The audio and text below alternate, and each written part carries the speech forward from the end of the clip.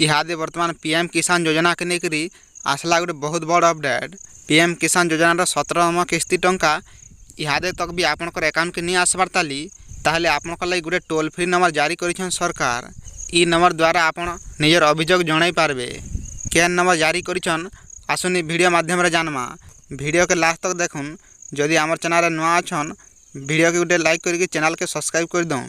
प्रधानमंत्री नरेंद्र मोदी मंगलवार पीएम किसान सम्मान निधि योजनार 17 नंबर किस्ती टंका जारी करिछन। देशर प्राय 9 कोटी चाषींकर अकाउंट के 2000 टंका जाई सारिछे। तेबे जदि कोनोसी कारण कहार अकाउंट के टंका जाइनी तेबे आपण अभियोग करि पारबे। इथिले सरकार गोटे टोल फ्री नंबर जारी करिछन। सेटा हला 155261 मने रखुन 155261 नहले आपण 011243000606 ई नंबर के डायल करके निजर अभियोग दायर करि पारबे।